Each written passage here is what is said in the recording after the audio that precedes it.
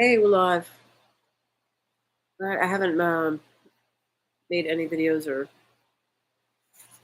much less lives in the past week because I've been sick with some mysterious flu-like illness. I'm starting to think it's ascension flu because I tested negative for everything else. Um, and my life mentor, she was like a mom or a grandma to me. Just passed away early this morning. And I really think it's because she's needed on the other side.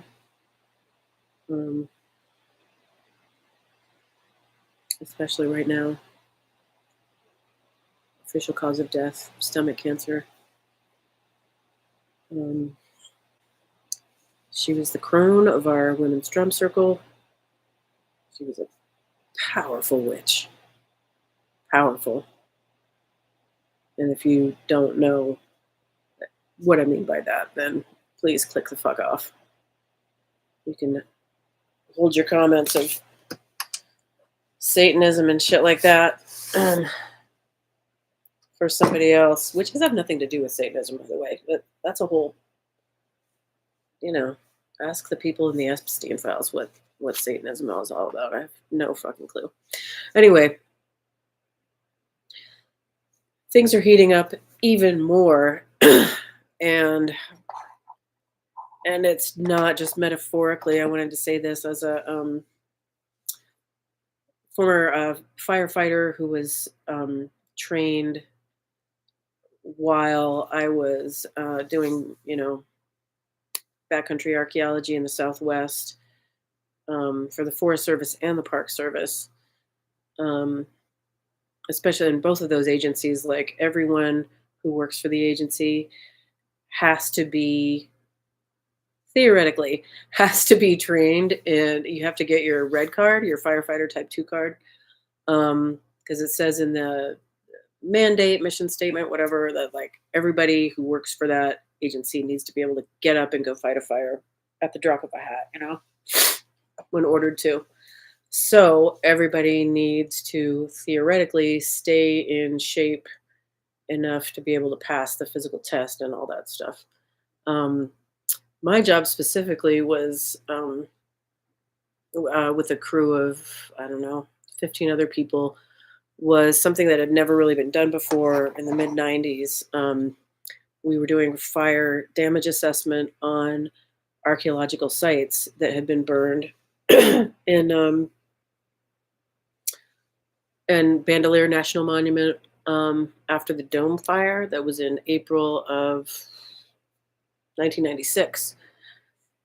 And that just it just roared down the canyons of Bandelier National Monument. At least the backcountry canyons, more of it's not that like the main canyon where the tourists go and where the really big structures are that have been restored and stuff like that. That's Frijoles Canyon.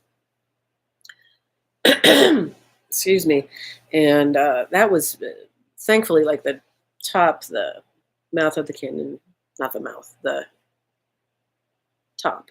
The top of the canyon got a little bit singed, but not, I mean, obviously that's, the firefighters were there and protecting the structures because, there's also, an interpretive building and lots of other, Park Service buildings and then, of course, they moved in and concentrated their protection on that during the fire.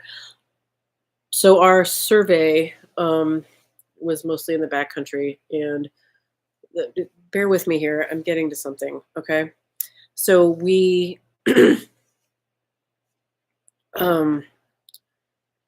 had a little bit of a baseline, but we kind of had to develop standards for, like what, if we don't even know what this looked like in the first place, how are we going to know how damaged it is? So what I'm getting to here is that I'm hearing a lot of people, especially now with the people who've been actively reading and organizing and databasing the epi files, and like, thank God for them. I think you guys are heroes, because I would be way too triggered as an abuse survivor to even skim through them. I've decided like I'm not even gonna really peek, um, which is weird for me because boy, do I love a primary resource. Like, something that hasn't been filtered through other kinds of media and things like that. Um, and normally, and I was like on that project too, I was like the camp recorder, but I basically like set up a database of all the sites and the artifacts, and um, made it searchable so that if you were like, huh, well, how many bifaces did they find? How many, whatever, how many field houses were burned? Stuff like that. Then you could actually search through it. And we needed that for our reports and stuff. It wasn't just for fun. But anyway, I love data, and primary resources. Are you kidding me? But not this. No, sir. The thing is, I know people want to burn it all down right now. And they might be speaking metaphorically. But even metaphorically, we definitely have very good reasons to go in and just blow shit up. And believe me, a year and 3 months ago, I wanted some helicopters and ninjas jumping out of helicopters and flamethrowers and NATO and Mark Rutte and like an astronaut suit just going in like, boom! The fuck? You stole an election. You are not going to be inaugurated, motherfucker. Woo! I wanted all that. I did. And I, to some extent, I still do. The thing is, I've seen it. Really, if this goes fast, and the reason, the other thing people are saying, why aren't the Democrats doing anything? Why are so many of them standing down? And I'm not saying this is as an excuse for all of them, but it's probably a reason that, of course, what they're telling the public and what they're actually doing behind closed doors is a completely different thing. This has, like, the world's intelligence agencies have been involved in this since probably October of 2024, when they started getting notices. What should I call them? Notices. Basically, evidence of malfeasance was starting to trickle in, and they still just had to put it all together.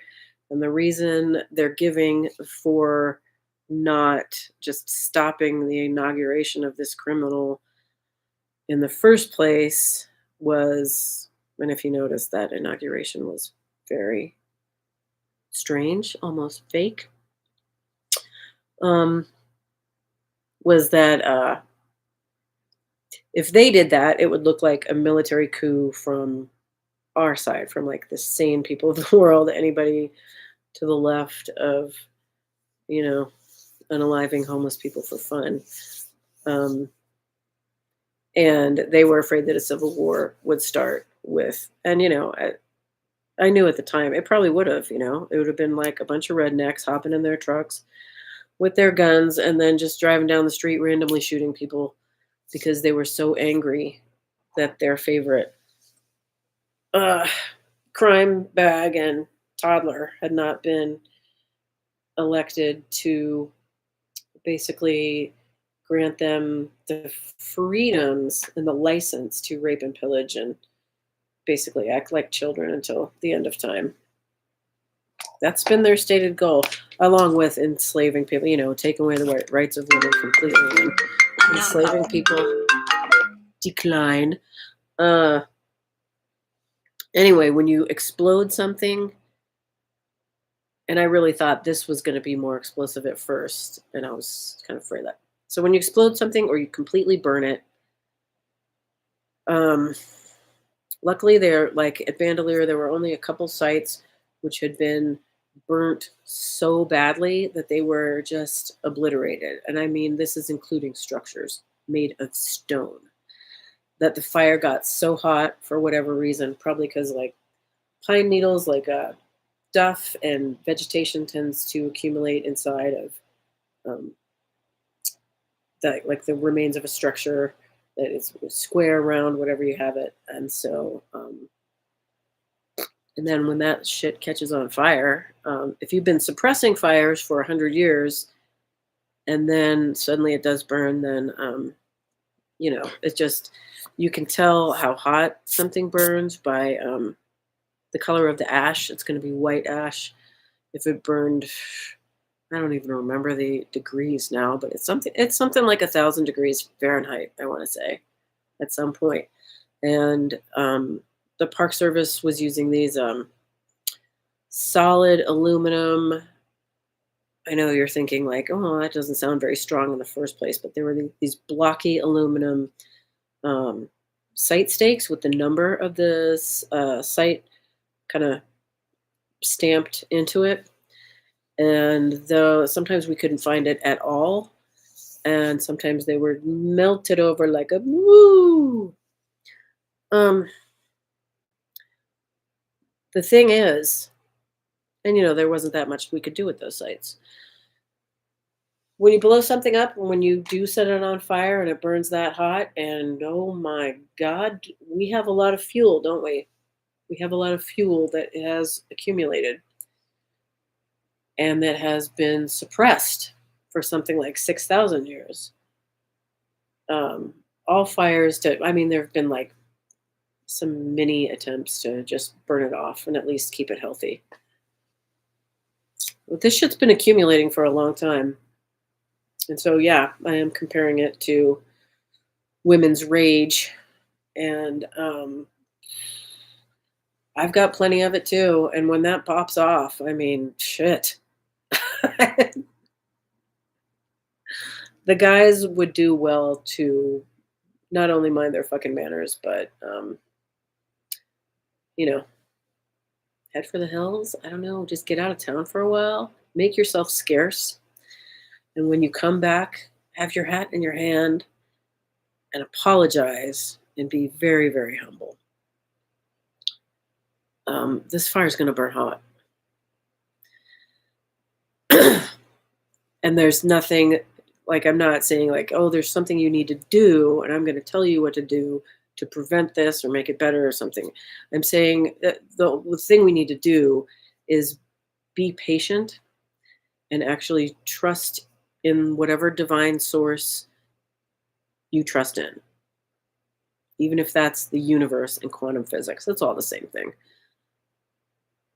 Trust that source, creator, whatever, knows better than you do. It sounds stupid, but I was stubborn and prideful up until last year or something. And I finally had to give it up and be like, okay, you know what? The universe knows better than I do about how to solve this mess. And I need to sort of just get on board with that rather than thinking like, oh, if I'd only write a book, then we could have the perfect revolution. If I had only been, if I was a nationally respected newscaster, journalist, or whatever by now, a writer, a thinker. I mean, that's what I'm going to be, but I've been kicking myself for like not already being that already. But there's you know what? I mean, I'm definitely not lazy. So spirit has just been like, no, no, no, you're not going to do that right now. Because honestly, if I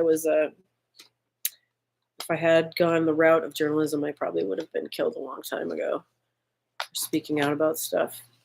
So that's why they prevented me from doing it. Thanks, spirits. Gotta hand it to you. So, I mean, it's just like that. Just be patient, trust in your divine source, trust that this is all going to work out. We need it to go slow because we need the evidence. We need to match up every grain of ash to every flame, if you know what I mean, to every perpetrator of the flame, to every source of financing for the flame, to every source of wind that blew on that flame, to every piece of fuel that fired that flame. Censorship is weird, so I hope you're staying with me on this here metaphor. But uh that's it. Just it's like sit tight, people, and take care of yourselves and do and be in community and talk to each other, and love each other and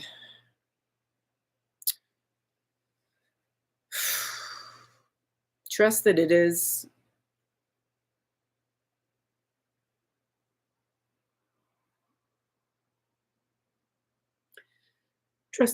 going to be okay